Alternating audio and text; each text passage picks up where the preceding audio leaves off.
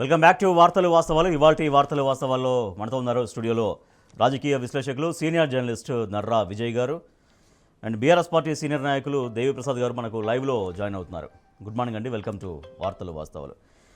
రెడీగా చరిత్రను చెరిపేసే కుట్ర జరుగుతుంది. చరిత్ర ప్రస్తావన లేకుండా చరిత్ర ఆనవాళ్లు తీసేసి రాష్ట్ర అధికారిక చిహ్నం అనేది ఒకటి రూపొందించబడుతుంది. దాంట్లో ప్రధానంగా కాకతీయ కళాతోరణం, చార్మినార్ ఈ రెండింటితో గత బీఆర్ఎస్ ప్రభుత్వం ఒక లోగోను రూపొందించింది. సో అది ప్రజల ఆమోదం పొందింది. ఎవరు కూడా ప్రజలు దాన్ని వ్యతిరేకించలేదు, వాటిని తీసేయమని ఎక్కడ ఆందోళన జరగలేదు. కానీ ఇవాళ ప్రభుత్వం మళ్ళీ ఆ కాకతీయ కళాతోరణం, ఎంతో వైభవం ఉన్నటువంటి కాకతీయ కళాతోరణాన్ని, తర్వాత చార్మినార్ని, తెలంగాణకు హైదరాబాదుకు ఆ మాటకు వస్తే భారతదేశంలో కూడా ఒక ఐకానిక్ బిల్డింగ్గా చార్మినార్ని చూస్తుంటారు, ఐకానిక్ కట్టడంగా చూస్తుంటారు. అటువంటి చార్మినార్ని లోగోలుంచి తీసేస్తున్నారు. దీని పట్ల తెలంగాణ వాదులు, తెలంగాణ ఉద్యమకారులు, చరిత్ర పరిశీలకులు చాలా తీవ్రంగా అభ్యంతరం వ్యక్తం చేస్తున్నారు. దేవిప్రసాద్ గారు, కాకతీయ కళాతోరణం తర్వాత చార్మినార్ ఈ రెండు కూడా చాలా ఐకానిక్ కట్టడాలు, ఐకానిక్ స్ఫూర్తి నింపేటువంటి నిర్మాణాలు. సో వాటిని తీసేసి రాష్ట్ర ప్రభుత్వం ఒక లోగోని రూపొందిస్తోంది. గుడ్ మార్నింగ్ రాజేష్, మిత్రులకు నమస్కారం, వీక్షకులకు శుభోదయం. అంటే కాంగ్రెస్ పార్టీ తెలంగాణ చరిత్రను, తెలంగాణ పోరాట వారసత్వాన్ని, తెలంగాణ ఉద్యమ నేపథ్యాన్ని మొత్తంగా కూడా తిరగరాయదలుచుకున్నట్టుగా మనకు చాలా స్పష్టంగా కనబడతా ఉంది. గత నెల రోజులుగా ఈ చిహ్నం మీద చర్చ జరుగుతా ఉంది. నిన్న వరంగల్లో పెద్ద ఎత్తున ప్రజలందరూ కూడా కాకతీయ కళాతోరణం అనేటువంటిది కాకతీయుల వైభవానికి, తెలంగాణ ప్రజల వారసత్వానికి ఒక చిహ్నం, ఈ చిహ్నం తీసేస్తే మేము ఊరుకోమనేటువంటి హెచ్చరిక కూడా నిన్న ఇవాళ మన పత్రికలు చూసినాం. అనేక మంది పెద్ద ఎత్తున నిరసిస్తున్నట్టు. అలాగే చార్మినార్ అనేటువంటిది శాంతి సామరస్యానికి ఒక చిహ్నం. అలాగే గంగా జమున తహజీబ్కి ఒక సింబాలిక్. మీరు అన్నట్టు ప్రపంచవ్యాప్తంగా హైదరాబాద్కు ఒక గొప్ప మనం చిహ్నంగా మనం అందరం కూడా పేర్కొనొచ్చు. ఈ రెండింటిని తీసేసేటువంటి కుట్ర జరుగుతుందనేటువంటి మాట వాస్తవం.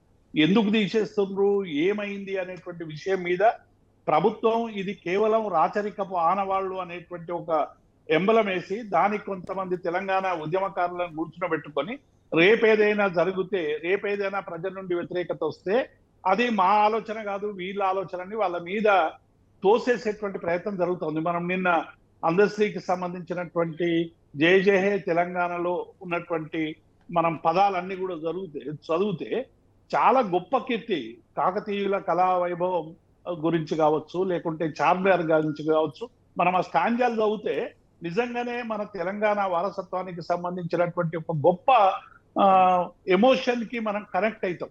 కానీ ఇవాళ ఏం చేస్తా ఉన్నారు, పాటనేమో రాష్ట్ర గీతంగా ప్రకటిస్తా ఉన్నారు. ఈ చిహ్నం నుంచేమో అవి తొలగించే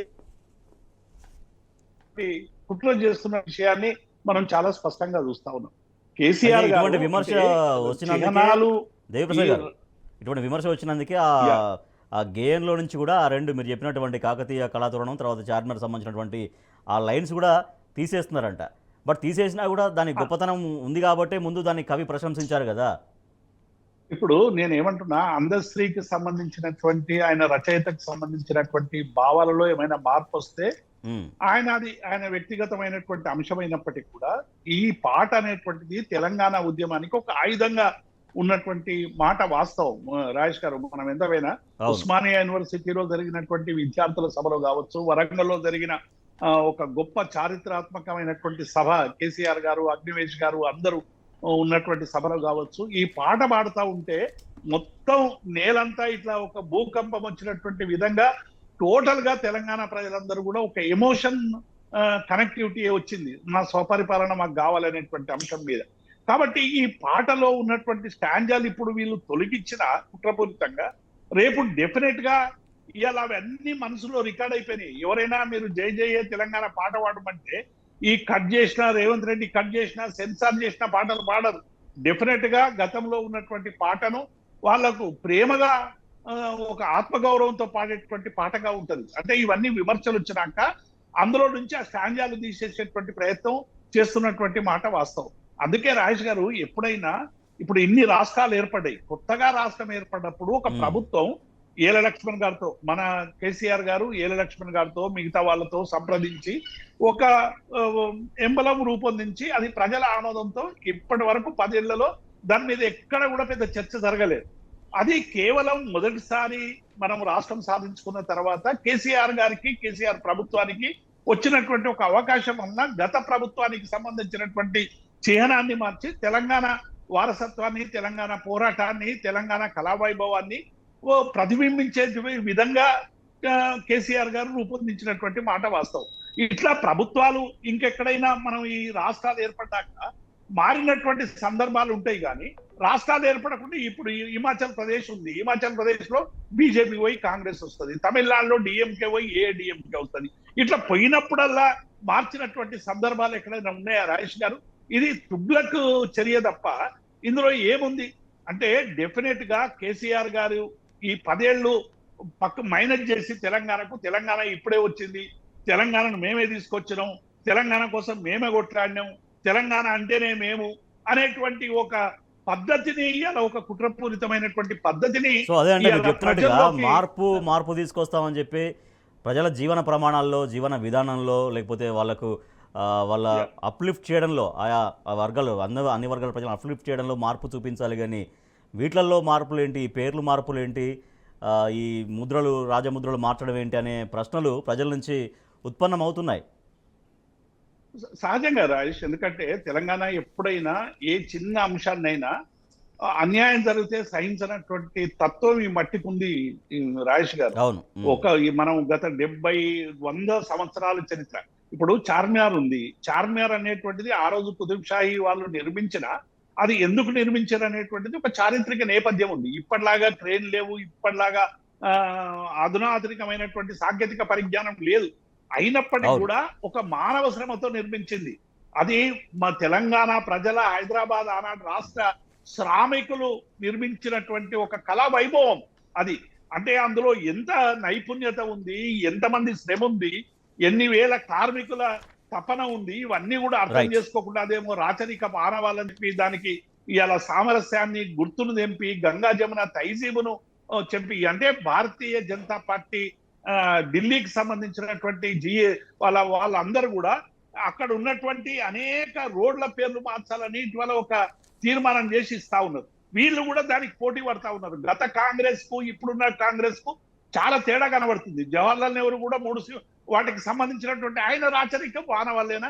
జవహర్లాల్ నెహ్రూ కూడా అనేక వారు వచ్చినప్పుడు పెట్టినటువంటి పేర్లు కావచ్చు, వచ్చినప్పుడు అనేక చిహ్నాలు కావచ్చు. ఎందుకంటే గత వారసత్వాన్ని తలుసుకోవడం అనేటువంటిది భవిష్యత్ తరాలకి ఒక పునాదిగా ఉంటది. కాబట్టి వాటిని చెరిపేసి చరిత్రను చెరిపేస్తామంటే తెలంగాణ ప్రజలు ఊరుకోరు. డెఫినెట్ గా దీని మీద ప్రతిస్పందిస్తారు. అవసరమైతే ఏ ఉద్యమానికైనా వెనకడుగు వెయ్యరు రాజేష్ గారు. Right, okay. విజయ్ గారు, కాకతీయుల కళాతోరణం, చార్మినార్, వాటికి ఉన్నటువంటి చరిత్ర, వాటికి ఉన్నటువంటి నేపథ్యం ఒక ఎత్తు అయితే, మనం చూడడానికి చాలా అబ్బురంగా అనిపిస్తుంది. దాన్ని ఎన్నిసార్లు చార్మినార్ని చూసినా చాలా చాలా గొప్పగానే చూస్తాం, చాలా ఒక రకమైన ఉప్పొంగే భావనతో చూస్తాం. At the same time Kakatiya Kalathoranam కూడా చూడడానికి చాలా సింపుల్గా ఉంటుంది. బట్ దాన్ని చూడడానికి ఒక మనం దాన్ని ఏమంటారు, ఒక ఆరాధనాపూర్వకంగా చూస్తుంటాం అటువంటి నిర్మాణాలని.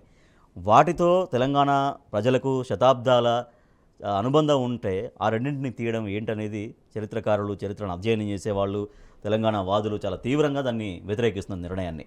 సో అవి రెండు ఉంటే, కాకపోతే ఇంకేమైనా యాడ్ చేయాలనుకుంటే యాడ్ చేయొచ్చు, కానీ అసలు టోటల్గా అవి రెండు తీసేయడం ఏంటి అనే ఆందోళన కనిపిస్తుంది సర్వత్రా.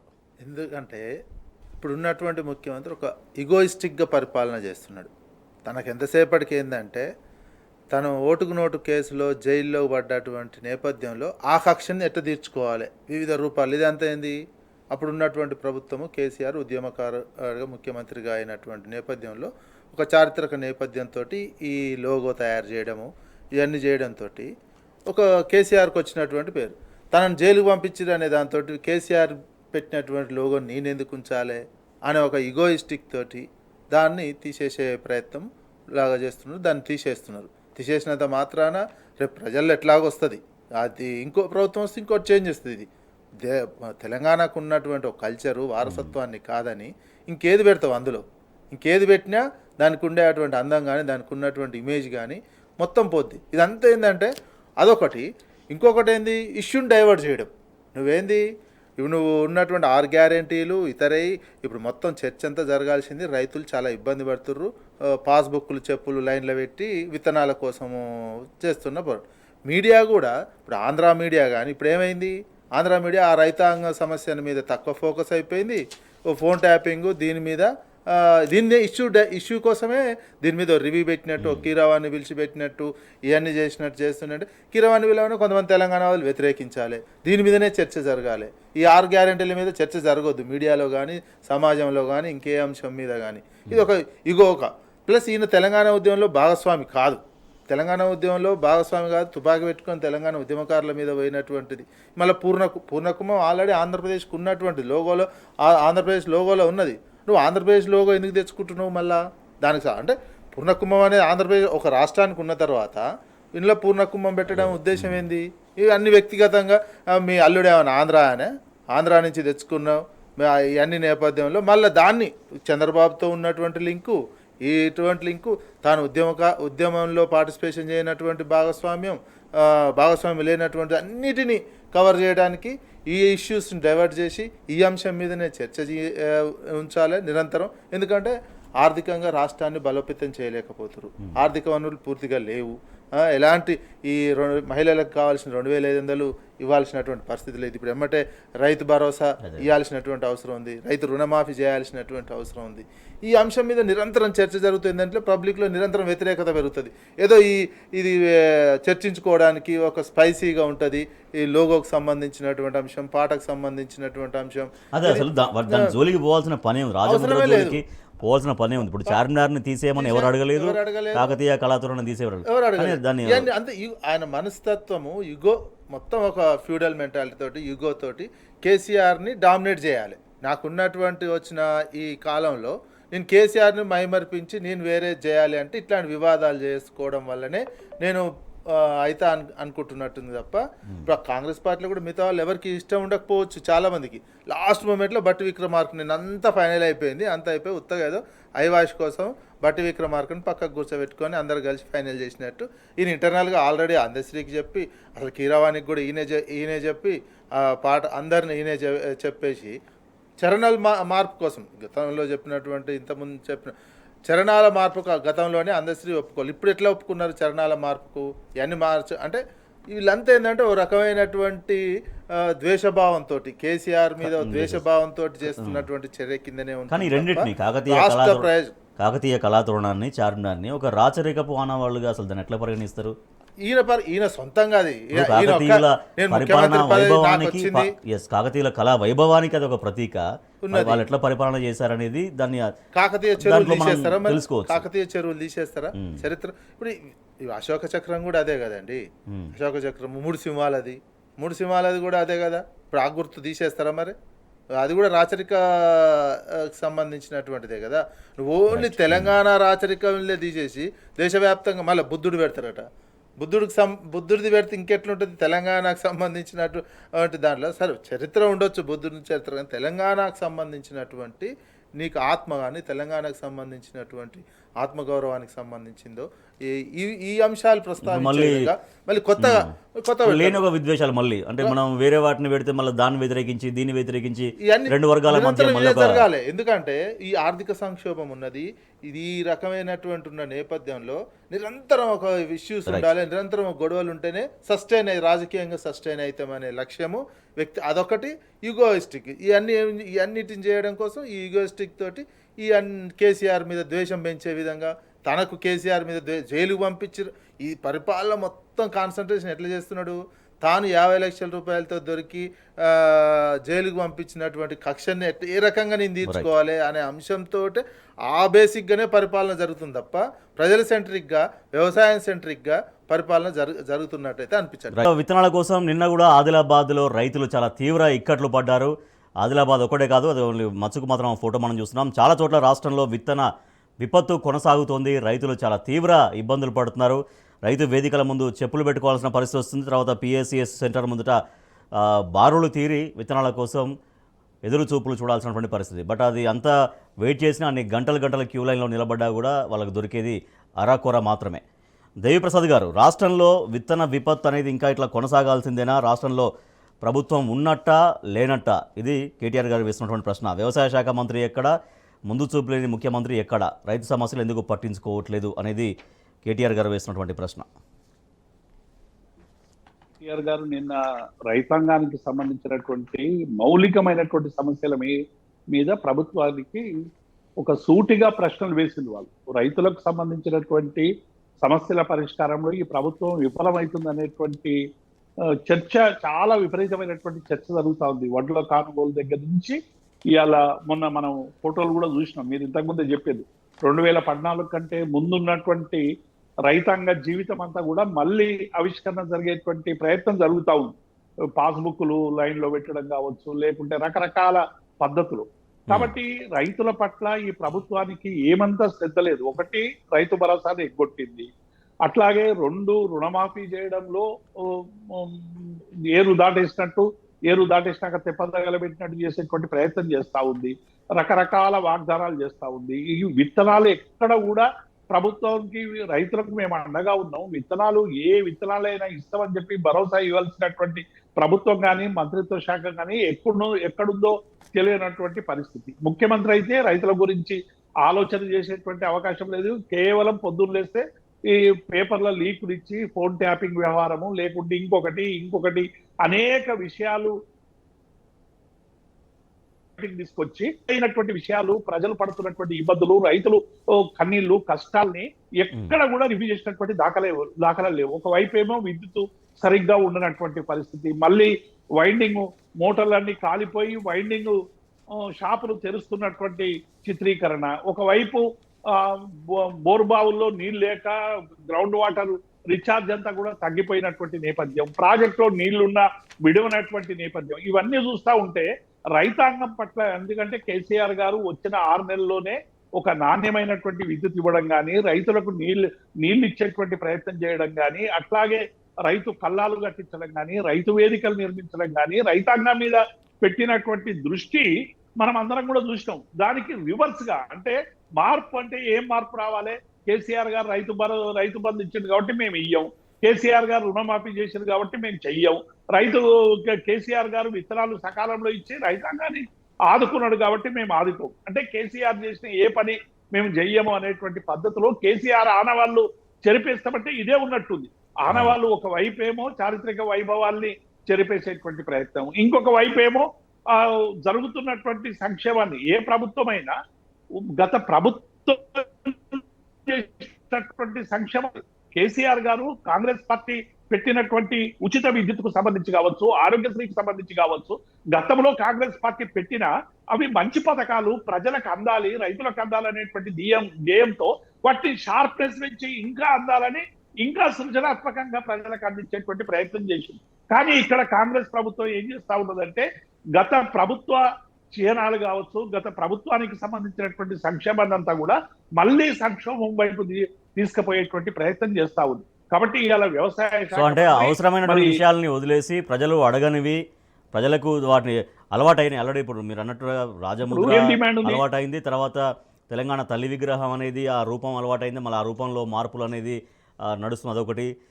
తర్వాత టీఎస్ నుంచి టీజీగా మార్చడం, ఇదైతే నిజంగా ఎవరైతే ప్రజల నుంచి డిమాండ్ అయితే వచ్చిందేం కాదు. ఇప్పుడు ప్రజల నుంచి, ప్రజలకు మీరు ఇచ్చినటువంటి హామీలు, ప్రజల నుంచి వచ్చినటువంటి డిమాండ్లను పట్టించుకుంటలేరు. బోనస్ అడుగుతున్నారు, బోనస్ ఇస్తలేరు. పైగా ఇప్పుడు ఈ చీనాలకు సంబంధించినటువంటి చర్చ తీసుకొచ్చి తేనెతుట్టును కలుపుతా ఉన్నారు. మీరు చూస్తున్నారు, ఇది తెలంగాణ ఉద్యమం అనేటువంటిది రాజేష్ గారు అందరికి తెలిసినటువంటి అంశం.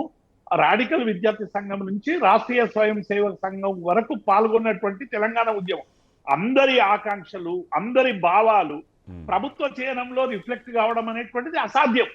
కేసీఆర్ గారు అందుకే ఆలోచించి అందరికీ ఆమోదయోగ్యమైనటువంటి అంశాలని చీనంగా మార్చి ప్రజల ఆమోదం పెట్టి 10 ఏళ్లుగా అది గుండెల్లో అందరికి రిజిస్టర్డ్ అయిపోయింది. తెలంగాణ తల్లి కావచ్చు, చీనం కావచ్చు, అనేక అంశాలు.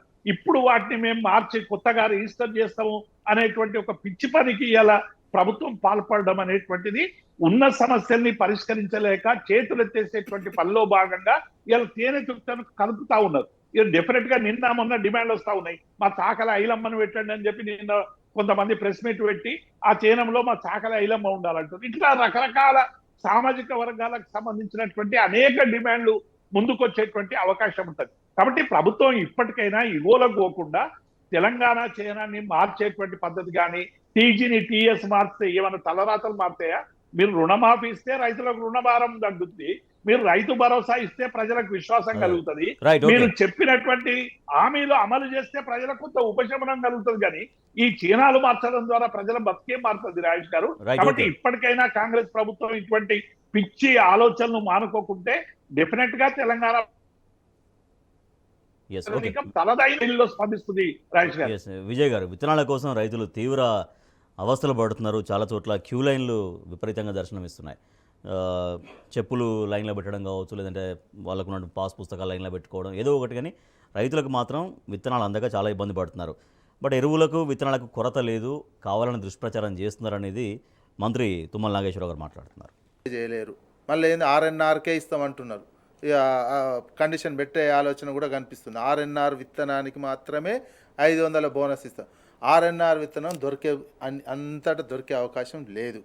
అదొక సమస్య క్రియేట్ కాబోతుంది. పర్టికులర్ రకానికే ఆర్ఎన్ఆర్ అన్నట్టు ఆర్ఎన్ఆర్ మన రాజేంద్ర నగర్ వ్యవసాయ విశ్వవిద్యాలయమే కనిపెట్టింది. దాన్ని తెలంగాణ సోనా అని కూడా అంటారు. ఆ పేరు కూడా మార్చుండొచ్చు. ఆర్ఎన్ఆర్కి ఏం చేసిందంటే గత ప్రభుత్వము తెలంగాణ సోనా అని పెట్టారు. ఇప్పుడు ఆ తెలంగాణ సోనా విత్తనం సరిగా మార్కెట్లో వచ్చేటట్టు చేయలే. రేపు రైతాంగం పండిస్తా అని 500 బోనస్ అని వచ్చిందనుకో, రేపు ఈ లైన్లు వరి విత్తనాల కాడ అదే సమస్య వస్తుంది. ఎందుకు? కోట్ల టన్నుల ధాన్యం పండుతున్నటువంటి నేపథ్యంలో ఇంత కొనాలంటే భయపడిపోతుంది. ప్రొడక్షన్ పెరుగుతుంది. ఈ ప్రొడక్షన్ని రైతులంతా అమ్ముకునే పరిస్థితి వస్తే ఏడ కొనాలి? మననే చేతులు ఎత్తేసారు. 34 లక్షల టన్నులకే చేతులు ఎత్తేసారు. యాసంగికి సంబంధించిన కొనలేనటువంటి సిచ్యువేషన్.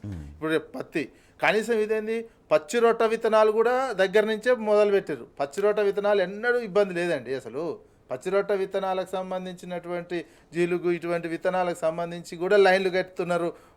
అంటే ఎంత దరిద్రంగా, ఎంత హీనంగా అయినటువంటి శాఖ వ్యవసాయ విధానం అవలంబిస్తుంది కాంగ్రెస్ పార్టీ అనేది చూసుకోవాలి. నెక్స్ట్ పత్తి పచ్చిరొట్ట అండ్ సన్నవరక విత్తనాలు సంబంధించినటువంటి సప్లై ఆపేసారు. ఉద్దేశపూర్వకంగానే వీళ్ళు చేస్తారు. ఎందుకు? పంట ఎక్కువ మంతే తర్వాత కొనాలి. వ్యవసాయానికి ఒకవేళ నిజంగానే ఆ చిత్తశుద్ధి ఉన్నట్లయితే వెంటనే రివ్యూలు పెట్టి ఏ జిల్లాకి ఏది ఎక్కువ అవసరం వస్తుంది, ఏ విత్తనాలు ఎక్కువ ఎక్కడ పత్తి వేస్తున్నారు, ఇవన్నీ చూసి ఈజీగా ఇచ్చేయాల్సినటువంటి అవసరం ఉండే. ఆ సమీక్షలు ఎక్కడ పెట్టలేదు. ఈ సమీక్ష ఎంతసేపు టీఎస్ని టీజీగా మార్చడం, తెలంగాణ తల్లిని మార్చడం, ఈ ఉన్నటువంటి ఎంబ్లం మార్చడం, లోగోను మార్చడం, వివాదం చేయాలి. ప్రజలు ఈ విత్తనాలకు సంబంధించినటువంటి అంశం చర్చ రావద్దనే అంశంతో డిఫరెంట్ ఒపీనియన్స్ వస్తాయి. మధ్య వైరుధ్యం. వీళ్ళే స్టేట్మెంట్లు ఇవ్వాలి. ఇళ్ళనే ఒకటి రెచ్చగొట్టినట్టు మాట్లాడతారు కాంగ్రెస్ వాళ్ళు, ఇళ్ళనే ఈతల వాళ్ళు ఇంకో రెచ్చగొట్టి, ఇక దాని మీద నిర్మించుకుంటూ పోవాలి, దాని మీద రాజకీయం చేసుకుంటూ పోవాలనే ఒక టార్గెట్ 1-2 ఇయర్స్ చేసిన తర్వాత చూద్దామనే లక్ష్యమే కనిపిస్తుంది తప్ప నిజంగా వ్యవసాయ సెంట్రిక్గా పరిపాలన సాగాలి కదా. వ్యవసాయ రాష్ట్రం ఇది. ఇప్పుడు ఇన్నాళ్ళు గత 10 ఏళ్ల నుంచి నిరంతరం ఏది మాట్లాడినా ఈడ నీళ్ళు వస్తలేవు, ఈడ నీళ్ళు వచ్చినాయి, ఈడ కాలువ దోయినాం, ఆడ కాలువ దోయినాం, ఎంతసేపు దీని చుట్టూ జరిగినటువంటి చర్చే. ఇప్పుడు ఏమవుతుంది? విత్తనాల దగ్గరనే వీళ్ళు అదే బేసు ఏంటంటే వ్యవసాయం ఇంత ప్రొడక్షన్ని తట్టుకోలేకపోతున్నారు. ఈ ప్రొడక్షన్ని సమాజంలో సరైన మార్కెటింగ్ చేయలేక, కొనలేక చేతులు ఎత్తేసే ఉద్దేశంతో మొదటి నుంచే కంట్రోల్ చేస్తున్నారు. కంట్రోల్ అని కాదు, ఇది చేతులు ఎత్తేసారు. రైట్. రాష్ట్రంలో కొత్తగా 27 రకాల బీర్లు ప్రవేశపెట్టబడబోతున్నాయి. కొరతను అధిగమించేందుకే అంటూ ఎక్సైజ్ శాఖ చెప్తుంది. కానీ మొన్నటిదాకా ఎటువంటి పర్మిషన్స్ ఇవ్వలేదని స్వయంగా ఎక్సైజ్ శాఖ మంత్రి జూపల్లి కృష్ణారావు చెప్పారు. కానీ ఇవాళ 27 రకాల బీర్లు రాష్ట్రంలో కొత్తగా రాబోతున్నాయి. దాంట్లో సోమ్ బీర్ అనేది, సోమ్ డిస్టిలరీస్ అనేది చాలా చీకటి కథ దాంది. గతంలో మధ్యప్రదేశ్లో, గుజరాత్లో దాదాపుగా 20-30 మంది ప్రాణాలు కోల్పోయారు ఆ కల్తీ మద్యం తాగి అనేది వార్తలున్నాయి. అటువంటి నేపథ్యం, అటువంటి చరిత్ర ఉన్నటువంటి ఆ సంస్థకి తెలంగాణలో ప్రభుత్వం పర్మిషన్ ఇచ్చింది. సో మరి ఎవరి ప్రాణాలు తీసేందుకు పర్మిషన్ ఇచ్చిందనేది ఆగ్రహం వ్యక్తమవుతుంది సర్వత్రా. రైట్. దేవిప్రసాద్ గారు, మీరు గతంలో బెవరేజెస్ కార్పొరేషన్ చైర్మన్గా కూడా మీరు పనిచేసిన అనుభవం మీకుంది. సోమ్ డిస్టిలరీస్ అనేది గత వేరే రాష్ట్రాల్లో, మధ్యప్రదేశ్లో కావచ్చు, గుజరాత్లో కావచ్చు, ప్రజల ప్రాణాలు హరించింది. ఇటువంటి కల్తీ మద్యం తయారు చేసేటువంటి సంస్థకి ఇక్కడ పర్మిషన్ ఇచ్చి ప్రజల ప్రాణాలని, అసలే మద్యం అంటేనే సరే మద్యానికి అలవాటు పడ్డ వాళ్ళు ప్రాణాలు కోల్పోతుంటారు. అటువంటి దానికి ఇంకా కల్తీ మద్యం వాళ్ళకి అలవాటు చేసే ప్రయత్నమా ప్రభుత్వం ఏంటిది? రాజేష్, ఈ సోమ్ డిస్టిలరీస్ సంబంధించినటువంటి అంశం మీద మొట్టమొదటిగా నమస్తే తెలంగాణలో ఒక కథనం వచ్చింది. దాదాపు ఈ బీర్లు ప్రవేశపెడుతున్నారు ఇట్లా ఇచ్చిందంటే మంత్రి గారు ప్రెస్ మీట్ పెట్టి అసలు అటువంటిది మేము ఇవ్వనే లేదు, మాకు సంబంధమే లేదు అని ప్రజల్ని బుకాయించేటువంటి ప్రయత్నం చేసింది. స్వయంగా ఆ ఇండస్ట్రీకి సంబంధించినటువంటి వాళ్ళే ప్రకటన చేసినటువంటి సందర్భాన్ని మనం చూసినాం. నిన్న మళ్ళీ జూపల్లి కృష్ణారావు గారు ప్రెస్ మీట్ పెట్టి అసలు బేవరేజ్ కార్పొరేషన్ కు రాష్ట్ర ప్రభుత్వానికి సంబంధం లేదన్నట్టు మాట్లాడుతూ ఉన్నాడు. వాళ్ళే నిర్ణయాలు తీసుకుంటారు, ఆ నిర్ణయాలు మాకు చెప్పారని. ఎక్కడైనా నేను బేవరేజ్ కార్పొరేషన్ చైర్మన్ గా పనిచేసినప్పుడైనా అనేక బ్రాండ్లకు సంబంధించినటువంటి రిక్వేషన్స్ వచ్చినప్పుడు ఆ రిక్వేషన్స్ కు సంబంధించి పూర్వాపరాలన్నింటినీ కూడా వెరిఫై చేస్తారు రాజేష్ గారు. గతంలో వీళ్ళు ఎక్కడెక్కడ ఏం చేసిండ్రు, వీళ్ళకి ఏమి అనుభవం ఉన్నది, వీళ్ళు ఏమన్నా అక్రమ మద్యమాలకు ఇట్లా ఏమైనా సరఫరా చేసిందా, వీళ్ళ మీద ఏమైనా కేసులు ఉన్నాయా, ఏ రాష్ట్రమన్నా నిషేధించిందా, దీని చరిత్ర చూసిన తర్వాత వాటికి సంబంధించినటువంటి అనుమతులు ఉంటాయి. ఇది ఒక ప్రొసీజర్. అనుమతి ఇచ్చినాక ఫస్ట్ కాపీ ప్రిన్సిపల్ సెక్రటరీకి మంత్రి గారికి పోతుంది. మంత్రి గారికి అది మాకు తెలియదు, బేవరేజ్ కార్పొరేషన్ చేసుకుంటుందని చెప్పి ఇలా అబద్ధాలు ఆడేటువంటి ప్రయత్నం మంత్రి గారు చేస్తా ఉన్నారు. అది సరికాదు. డెఫినెట్ గా ఈ సోంబీర్ ఈ డిస్టిలరీస్ కి సంబంధించి అనేక ఆరోపణలు ఉన్నాయి. మధ్యప్రదేశ్ కు సంబంధించినటువంటి కంపెనీ దిగ్విజయ్ సింగ్ ముఖ్యమంత్రిగా ఉన్నప్పుడు దేదీప్యమానంగా వెలిగింది, అనేక రాయితీలు ఇచ్చిందనేటువంటి అంశం కూడా వచ్చింది. దిగ్విజయ్ సింగ్ మీద ఐటీ దాడులు చేసినప్పుడు కూడా వీళ్ళు 12 కోట్ల రూపాయలు మనీ లాండరింగ్ చేసినట్టు కూడా వెలుగులోకి వచ్చిందని మనం పత్రికల్లో వార్తలు చూస్తా ఉన్నాం. ఈ డిస్టిలరీస్ వాడినటువంటి మద్యం కూడా వల్ల అనేక మంది చనిపోయిందనేటువంటి వార్తలు కూడా కనబడతా ఉన్నాయి. మధ్యప్రదేశ్ ఇచ్చినటువంటి నోటీస్ కూడా నిన్న మొన్న సోషల్ మీడియాలో వైరల్ అయినటువంటి విషయం మనకు అందరికి కూడా తెలిసిందే. అంటే ఇంతకుముందే నర విజయ్ అన్నట్టు ఇవాళ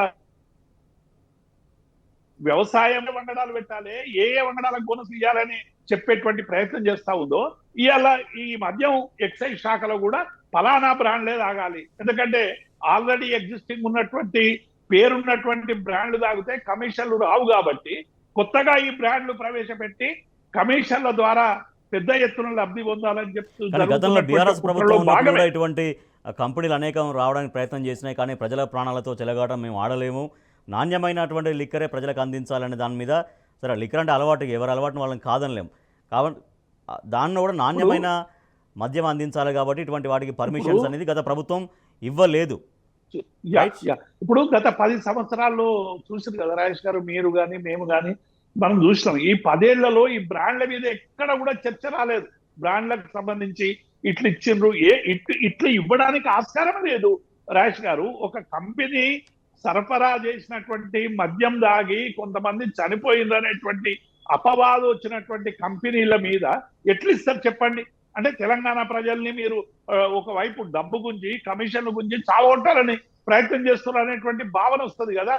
కాబట్టి గత 10 సంవత్సరాల్లో ఇటువంటి ఏ అంశాలు జరగలేదు. పైగా నిన్న మంత్రి గారు మీరు 10 సంవత్సరాల్లో ఆ బ్రాండ్ ఇచ్చారు, ఈ బ్రాండ్ ఇచ్చారు అని స్టాటిస్టికల్ లెక్కలు చూపిస్తా ఉన్నారు. డెఫినెట్ గా ఇస్తారు, ఇచ్చినటువంటి కంపెనీల పూర్వపరాలు సూచిస్తారు. ఇటువంటి డిస్టిలరీస్ కు మనీ లాండరింగ్ చేసినటువంటి కంపెనీలకు అనేక మంది చంపిన కంపెనీలకు గత ప్రభుత్వం అనుమతులు ఇవ్వలేదనేటువంటి విషయాన్ని మంత్రి గారు తెలుసుకోవాలి. కాబట్టి ఇప్పుడు మంత్రి గారేమో ఒక మాట చెప్తా ఉన్నారు, ప్రభుత్వం ఒక మాట చెప్తా ఉంది. ఇదంతా కూడా కాంట్రవర్షియల్ గా కనిపిస్తా ఉన్నది. అంతర్గతంగా అనేక కంపెనీలు తీసుకొచ్చి ఇక్కడ డబ్బులు దండుకోవాలనేటువంటి భావనలో జరుగుతున్నటువంటి కాన్స్పిరసీగా మనం దీన్ని అర్థం చేసుకోవచ్చు రాజేష్ గారు. రైట్, ఓకే విజయ్ గారు. అంటే ఇప్పుడు వచ్చే కమిషన్లే చూసుకుంటారు కానీ ప్రజల ప్రాణాలతో సంబంధం లేదా ఇప్పుడు? ఎందుకంటే సోమ్ అనే డిస్టిలరీకి ఉన్నటువంటి చరిత్ర అంతా ఇంత కాదు, చాలా చాలా మంది 10ల సంఖ్యలో ప్రాణాలు కోల్పోయారు వాళ్ళు తయారు చేసినటువంటి బీర్లు తాగి. మన పక్క రాష్ట్రం ఆంధ్రప్రదేశ్లో కూడా కల్తీ మద్యం ఎక్కువగా ఉంటుందని చెప్పేసి అక్కడ చాలామంది తెలంగాణలో మంచి బెటర్ మద్యం దొరుకుతుందనేది వాళ్ళు చాలా బహిరంగంగా చెప్తూ ఉంటారు అక్కడ ఏపీలో కూడా. కాంగ్రెస్ పార్టీ పాలనలోనే చరిత్రలో ఎప్పుడు చూసుకున్నా మద్యం విషయంలో వాళ్ళ పార్టీ అధికారంలో ఉన్నప్పుడే మద్య నిషేధం ఉద్యమం వచ్చింది. ఎందుకు? కల్తీ ఎక్కువైతున్నటువంటి వీటికి సంబంధించినటువంటి అంశాలు. వీళ్ళ కాలంలోనే కల్తీ మరణాలు, కల్తీ పాలన కూడా అట్నే ఉంటుంది. వీటికి సంబంధించిన కల్తీ మద్యమాన్ని ఎక్కువగా ఇంట్రడ్యూస్ చేసింది, కల్తీ మద్యమాన్ని ప్రజలకు అలవాటు చేసింది, దొంగసారా కళ్ళు కూడా కల్తీ చేసి ఎక్కువ మొత్తం చేసింది కూడా వీళ్ళ పరిపాలనలోనే, కాంగ్రెస్ పరిపాలనలో. ఇప్పుడు అదే మళ్ళీ రిపీట్ అవుతుంది. మనకు ఒక 10 సంవత్సరాలు తెలంగాణ వచ్చిన తర్వాత 10 సంవత్సరాలు రిలీఫ్ వచ్చింది ప్రజలకు అన్నటువంటి నేపథ్యంలోనే ఈ 6 నెలల్లో ఆ రిలీఫ్ని మొత్తం పోగొడుతున్నారు. వ్యవసాయంలో పోగొట్టి ఈ ఆఖరికి ఈ మద్యంలో కూడా మొత్తం వాళ్ళగా కమిషన్ల కోసమే కదా ఈజీగా కనిపిస్తున్నటువంటిది కదా. సోంబీర్కి సంబంధించినటువంటి వ్యవహారము వాళ్ళ పార్టీకి సంబంధించిన దిగ్విజయ్ సింగ్ సిఫార్సు తోటి ఇక్కడ తీసుకురావడం జరిగింది. ముందు అసలు మేము పర్మిషనే ఇవ్వలేదు, దీనికి సంబంధమే లేదు అన్నారు. తర్వాత మద్యం కొరత ఉందన్నారు. కొరత ఉంది కాబట్టి కొత్త వాటికి పర్మిషన్లు ఇస్తున్నాం, అది కూడా అధిగమించేందుకు ఇస్తున్నామని మంత్రి చెప్పడం జరుగుతుంది. అంటే ఒక రకమైనటువంటి పరిపాలన, ఏ రకమైనటువంటి పరిపాలన, ఉద్దేశపూర్వకంగా వీళ్ళకు ప్రజల మీద ప్రేమ కానీ ప్రజల కోణంలో పరిపాలించేది లేకుండా మాకు వచ్చినటువంటి ఈ 5 ఏళ్ల కాలంలో దంచుకోవాలి, ఉన్న అవకాశం వస్తుంది పోతే పోయింది, మననే వస్తుందో రాదో అన్నటువంటి ఆశతోటి వచ్చింది. కొండకండి కడితే కొండ వచ్చింది. వచ్చిన తర్వాత వివిధ రకాల ఇబ్బందులు వస్తుంటే కొండలో ఏం దొరుకుతున్నాయో అవన్నీ ఎరుకొని పక్కకు పెట్టుకోవాలి, నెక్స్ట్ 5 ఏళ్ళ నడుస్తే వచ్చినాం పోతే పోయినాం అనే ఒక ఆలోచన ధోరణే కాంగ్రెస్ పార్టీకి ఉంటుంది ఎప్పుడైనా. ఎందుకంటే కాంగ్రెస్ పార్టీ గత పరిపాలించినటువంటి అన్ని సంవత్సరాల కాలంలో కూడా ఒక బాధ్యతాయుతమైనటువంటి పరిపాలన లేదు. ఎవరిదాళ్ళు అప్పుడు ఉన్నటువంటి ముఖ్యమంత్రి కావచ్చు, అప్పుడు ఉన్నటువంటి మంత్రి కావచ్చు, తన స్వార్థము తనకు సంబంధించినటువంటి అంశాలు చూసుకోవాలి, బయటపడాలి. రాష్ట్రం ఎటుపోయినా, సంపద ఎటుపోయినా, ఏది ఎటుపోయినా వాళ్ళకి సంబంధం లేనటువంటి అంశం కిందనే వాళ్ళు చూస్తారు. మాకు వచ్చిన ఈ 5 ఏళ్ళది పరిపాలన మా చుట్టూ తిప్పుకోవాలి, మేము బాగుపడాలి అనే ఒక టార్గెట్ తోటే వాళ్ళు పరిపాలన చేస్తారు తప్ప ఓ సమాజము, రాష్ట్రము, ప్రజల కోణము, పేద ప్రజలు, వ్యవసాయము, నీరు అనే ఒక బ్రాడ్ యాంగిల్, బ్రాడ్ థింకింగ్ గతంలో కొంచెం నుండి ఇప్పుడు అసలు లేనటువంటి పరిస్థితి అయితే వచ్చింది. Right. Thank you so much Narra Vijay గారు. థ్యాంక్ యూ సో మచ్ దేవి ప్రసాద్ గారు. ఇది వాళ్ళ వార్తలు వాస్తవాలు చూస్తూనే ఉండండి టీ న్యూస్.